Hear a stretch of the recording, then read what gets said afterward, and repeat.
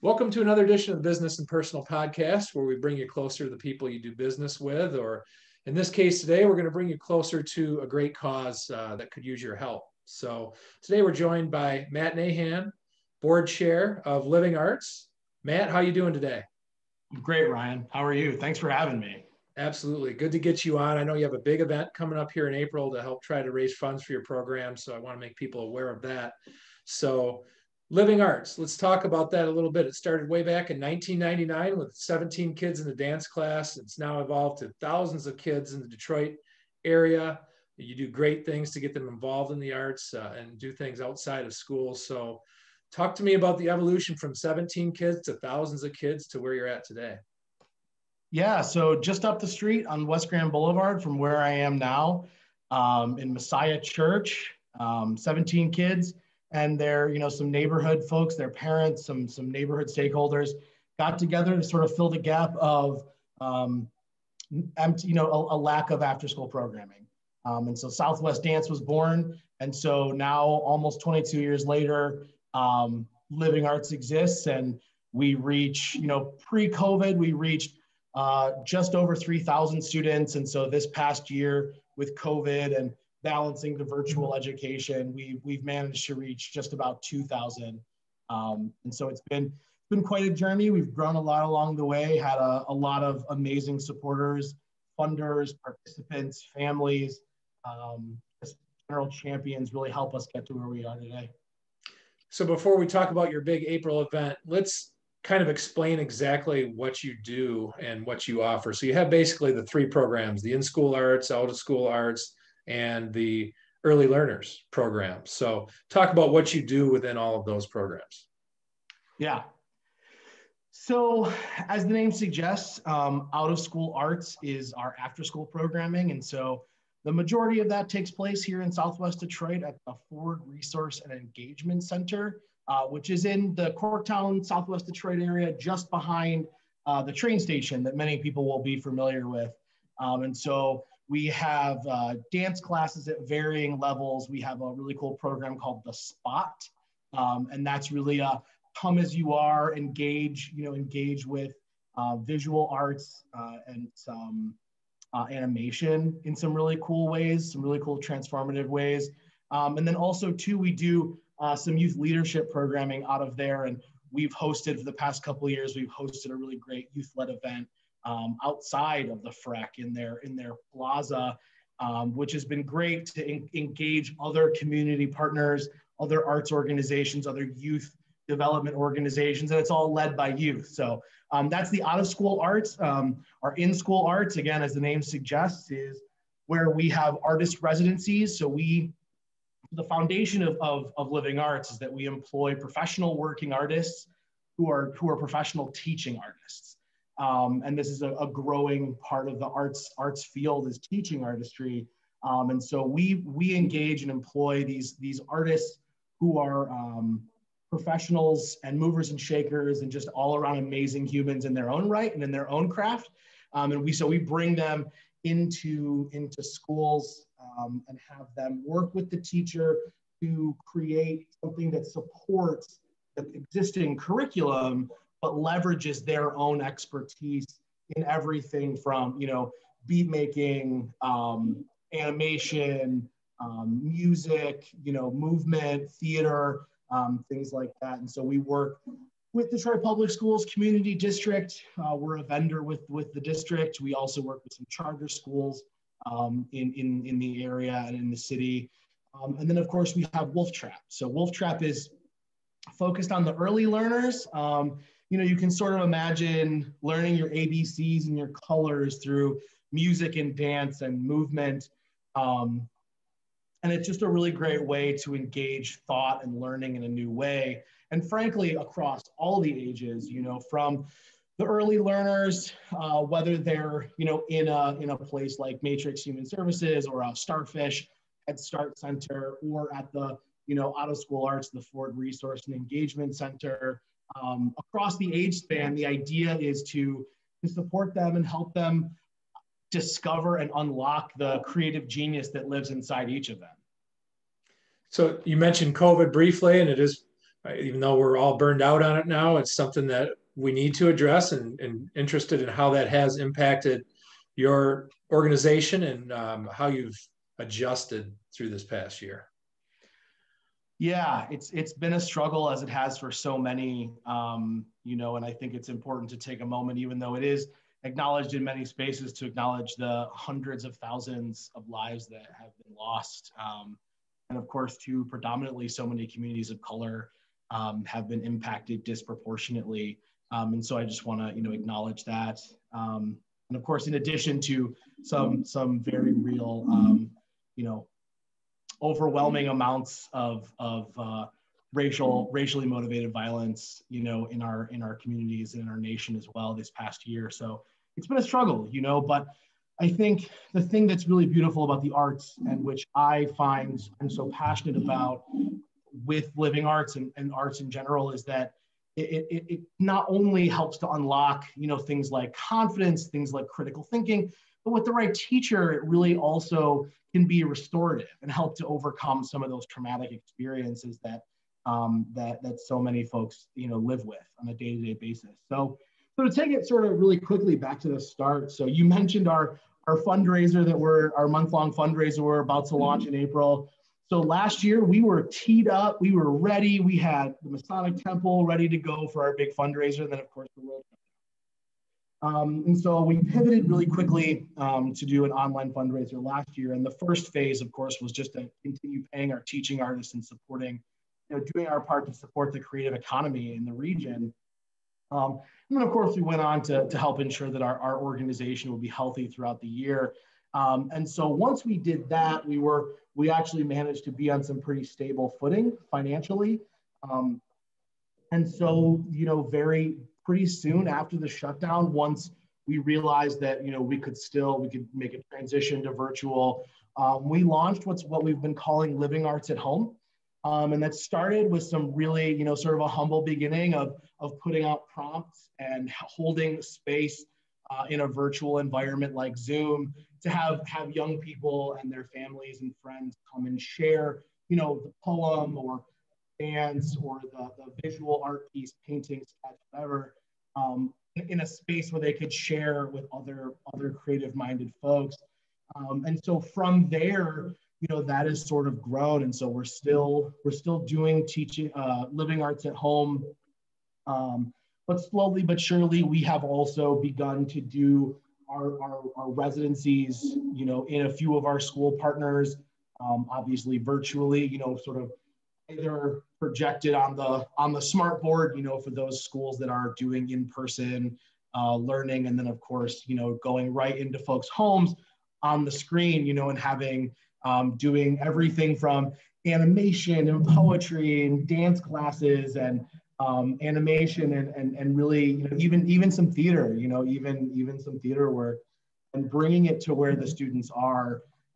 And so it's been a challenge, it's been a hard year, but we have some of the most committed, talented, brilliant humans who are so deeply committed to this work that we've made it happen. The staff team at Living Arts, our program managers, our teaching artists, everyone has pulled together to make it happen and bring the work, into the space as best we can through that virtual means. I just think it's been cool to see how everybody's evolved in different ways and different lines of business through this. And there's no substitute for in-person, right? But I think you've probably developed some things that you can still hold on to as things get more back to normal, right? Absolutely. And like so many parts of the world, the sectors, the economies, finding things that have been, sort of those silver linings that perhaps can, down the line help us reach more students, ideally a dance class happens in person, but, given the constraints of space, even before COVID, we would have a waiting list for some of our out of school dance programs, in Southwest here at the Ford Resource and Engagement Center. And so, yeah, I think we will be able to find those things that we can pull and keep working. But obviously, the best way for us to do this is in person. But if there's a way for us to figure it out and have there be a balance, even for reaching more students. I think we're excited to figure out what that future looks like. Absolutely. And I promise we'll talk about your big event in April here soon, but leading into that, I know individual donors are so important to you. So as we set the stage for what you're doing in April, tell our listeners that might be interested in looking for a good cause to donate to, what are some of your biggest needs right now, and why would someone want to donate to the Living Arts? Yeah, that's a great question, Ryan. Thank you. So, I mean, as far as our biggest need, I mean, we have we've had for quite some time, we've had really robust support from the regional, foundation partners, institutional funders. But as you mentioned, the individual donors, and be they donors, be they supporters, be they folks who just are passionate about the arts and want to spread the word, I think that's really our biggest need. We have really robust programs. We're deeply committed to the quality, to ensuring that we're upholding a really, really, really high level of quality. And so at the moment, it's not the sort of thing where, we need, dollars for pencils or dollars for this. We really, the thing that's really helpful about an individual donor in so many cases is that it's discretionary, right? It's dollars that we as an organization we can be as responsive as possible because they're not dedicated, grant dollars.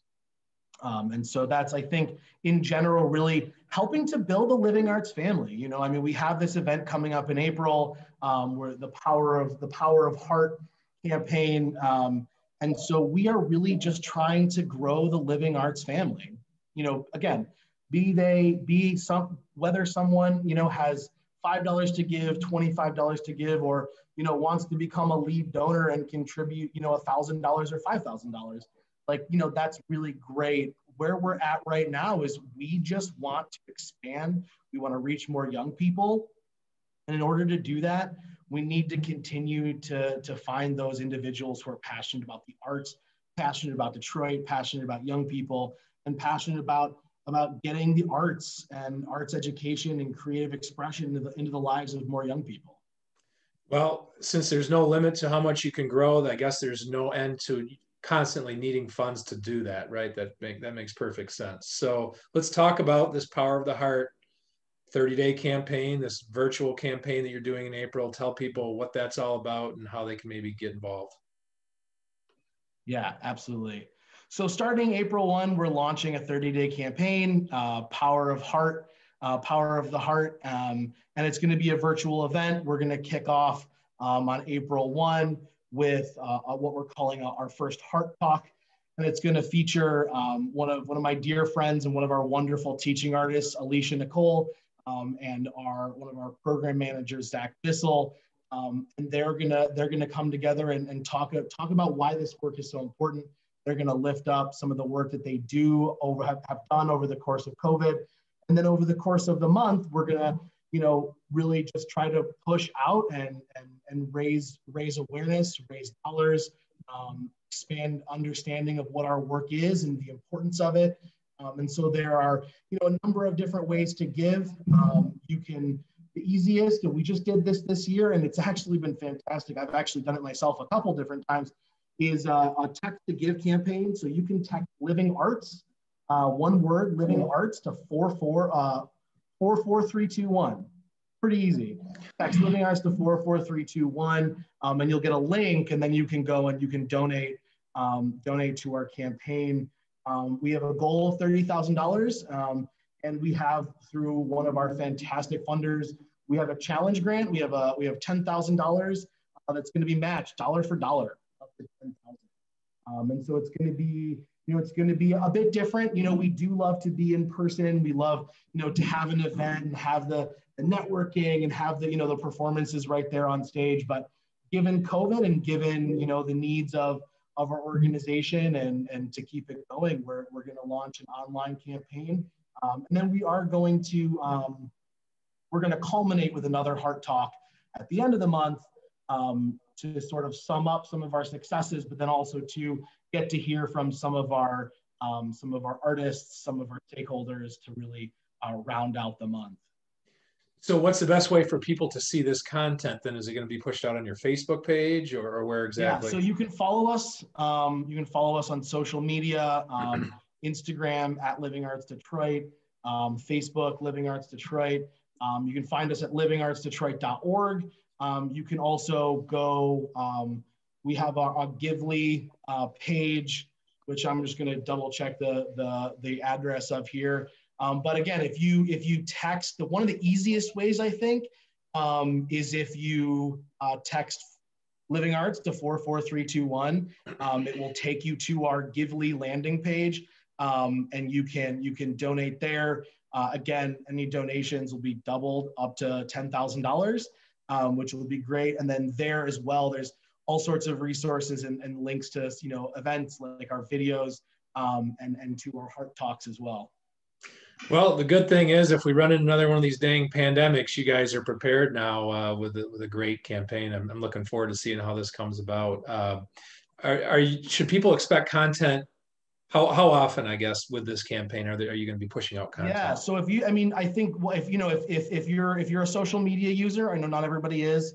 If you're a social media user, expect to see a good amount of content coming through from us. And another really great way, as I say, we want to raise awareness for our work and for our organization. So another way to do it is just to follow us on social media, and particularly Instagram, Facebook, Twitter too, if that's your thing.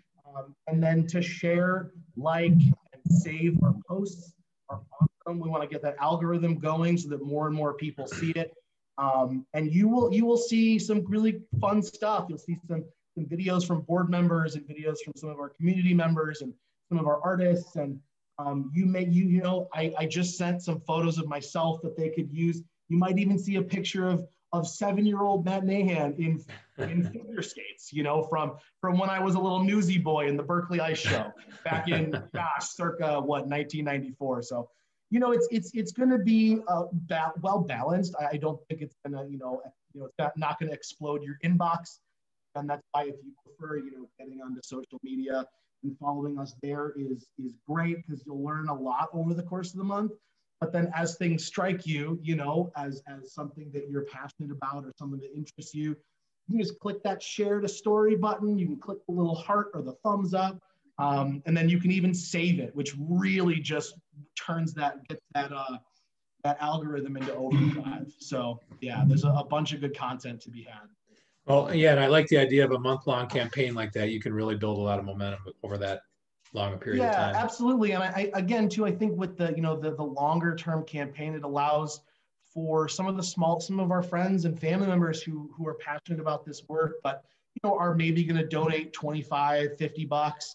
That longer time allows those smaller donors to really add up, and to take shape. We had a great earlier in the year. We did a text. It was the same number, and it was 21 for 21, and it was a great way because it was a bunch of small donors. But after a while, never doubt the power of a big group of committed people.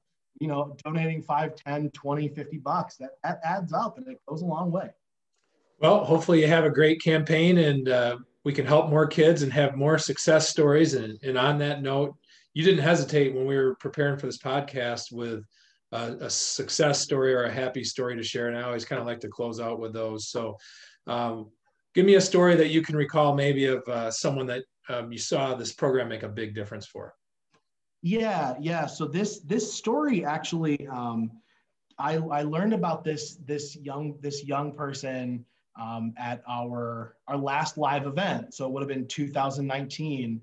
And I've mentioned several times animation, and so one of the things we shared at the end of this event was a series of animations created by these 8, 9, 10-year-olds, and they're like really deep. Like not only is the creative content there, but also, as I referenced earlier, with the right teacher, the arts can be transformative and restorative and help to overcome trauma. And so this young man shared a story of a very traumatic experience that he had where, he and his cousin were, playing around, goofing around, and they stumbled on a can of gas, and like something happened and his cousin got really seriously injured. And at the end of it, like, and so I know you asked for a happy story, but I think what's really happy and amazing about this is that when that young man was on stage, okay, so his video played, his animation played, and the whole room was just, you could hear a pin drop. Everyone was so there for this young man. And he said, I had never told this story. I had been holding this in, and this is a young person, what, 8, 10 years old? I mean, hold something like that in for 2 or 3 years, that's almost a third of your life, and so to hold something, a story where, someone you care about or you love very deeply was hurt, and you were finally able to unlock that and release that and share that story in a way that helped you work through it because you took the time in every frame to shape the clay or to move the paper, every frame by frame, working through that trauma and working through that pain. I just can't think of a better reason to support young people and their families in creative ways. And it's not all like that. We have other students who make incredible beats and are now producers, and individuals who are in professional dance companies across the nation. It's the whole gamut. It's the whole gamut. But without understanding creative expression, without the opportunity to have a very talented, deeply passionate human show you and share their passion with you, that creative expression is sometimes, something that someone like me who grew up surrounded by the arts, I take for granted, but building access to the arts is what we are all about. You hit the nail on the head. I mean, there are so many talented kids out there that just need a platform and an opportunity to express themselves, and they grow so much through that. That right there is an awesome story. You probably could go on for an hour with more, but we only have so much time here, and maybe we'll have you on after April, after the campaign, and kind of recap how that went. But we haven't really talked a lot about how kids can get involved specifically. We've talked a lot about how people can donate, but for maybe parents that are listening that would like to get their child involved in the program, what opportunities are available right now? Yeah, so with our work in, our in-school our work in the schools and our work in the early Head Start centers, there are certain schools we're working in. Currently, as far as that goes, it's really more site by site. And then our out of school arts, once a year, I think once or twice a year, we have an enrollment time. And so you can, follow us on social media and, Facebook, Instagram, go to livingartsdetroit.org, and reach out, if there's something that you're interested in specifically. We have a great team of folks who can, field your questions. We do currently only do the after school programming at the Ford Resource and Engagement Center in Southwest Detroit. And there's always it's always huge demand. So, if that is something you're interested in, we'd love to have you. And so you can definitely reach out, and we'll get you in touch with the right person. And what age range of children do you work with? So for the out of school arts, that is a great question. I want to say we work, I want to say 5 to 18, 5 to 18-ish. I think that might be the youngest dance class that we do at the FREC, as it's called, the Ford Resource and Engagement Center. Okay. Well, great info, Matt. Thanks so much for coming on. I hope you have just smashing success with your campaign here in April. And I hope we reach a few people here through this podcast and keep growing your program. So best of luck to you. Likewise. Thanks so much, Ryan. I really appreciate you having us and having me, and your willingness to support another group of folks who's trying to make it happen. So thanks. Absolutely. Thank you.